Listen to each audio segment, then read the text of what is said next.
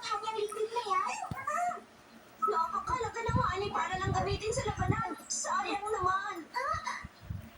Buong buhay namin ang ginugugol para mangolekta ng pollen. Pinaghihirapan namin ang lahat. Para sa aming mga pupuyok, mas mahalaga ang ani kaysa sa aming buhay.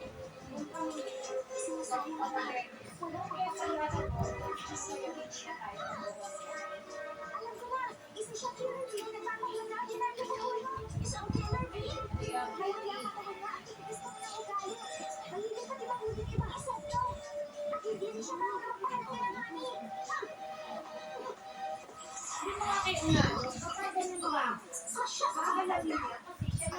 Kaya ka nagagalit dahil nasasabi ko ng totoo?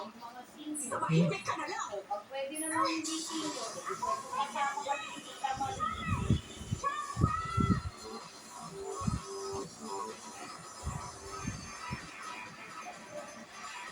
Pagdating mo, ang mga batang katulad nyo ay dapat mamatay!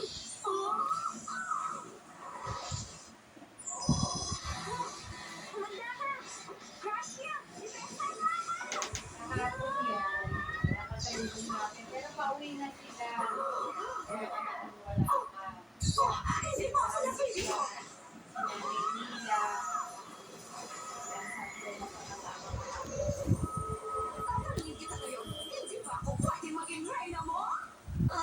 Hindi pwede! Nagmamatigas ka! Huwag mo ako sisisihin sa gagawin ko!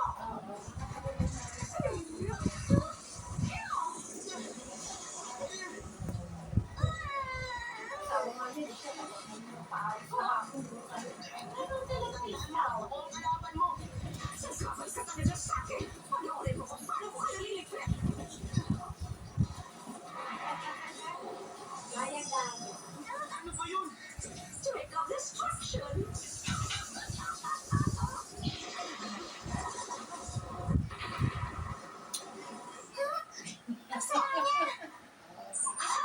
Maswerte pa kayo!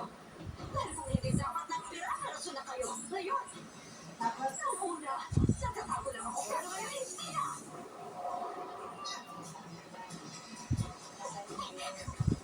Wala na! Lumabas ka na! Magtago ka na! Ikaw na mauna! what's the 27? Ayos lang sa akin! Ikaw naman ang harapin ko tapos isusunod siya!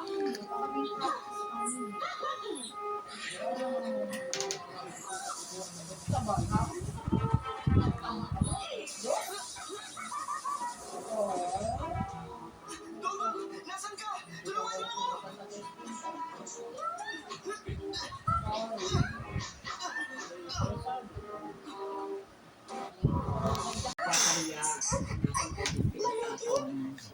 Alam ko na! Jackie! Ito nga lang, masama na tono, di ba? Ina-lockdown niya, sumagot. Ay, hindi ko, tinakuha nila ko ni ate niya. Basta ko. Nasalita niya sa akin na kayo ako ni...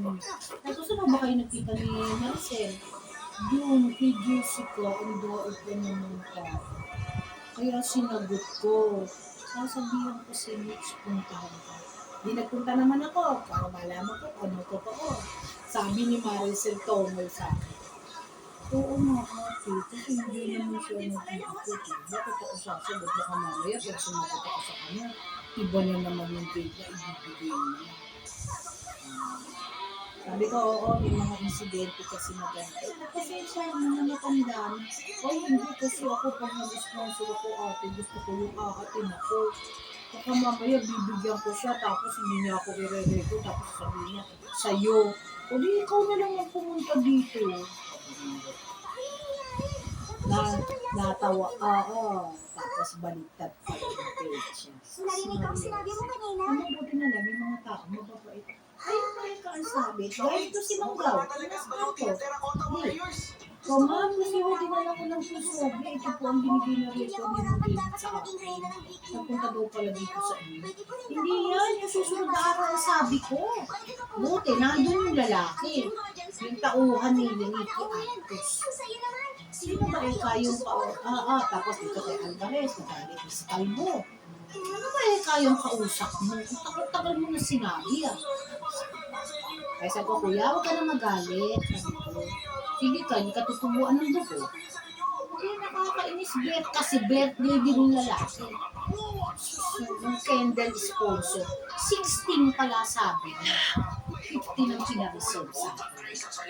Ano ba naman kasi ang laman niyang ulo mo? Laman ang ulo mo? Nakita ko na. Ginawa niyo ako, Professor. Kaya nga, salamat sa iyo. Malamang nasa ulo mo.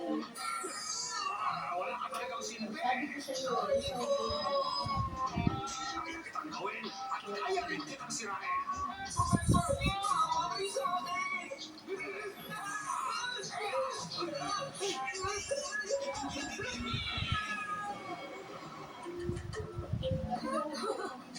Pinakawalan mo yung bubuyog ko kahapon. Kaya kailangan mo bayaran si Dawei. Huwag na.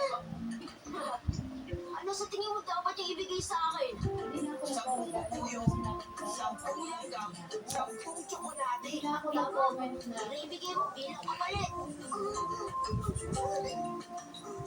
Ayoko. Ayan, sila na yung gaya. Ano? Wala akong ginawang mali. Sinaktan mo ang inosenteng bubuyog. Ikaw ang dapat mag-sorry. Oo, sige na nga. Bubuyog lang naman eh. Wala na sa akin yun. Ang bait talaga ni Dawei.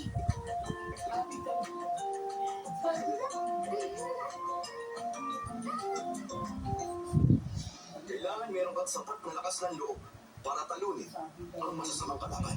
Minsan po sila yung pagkadala.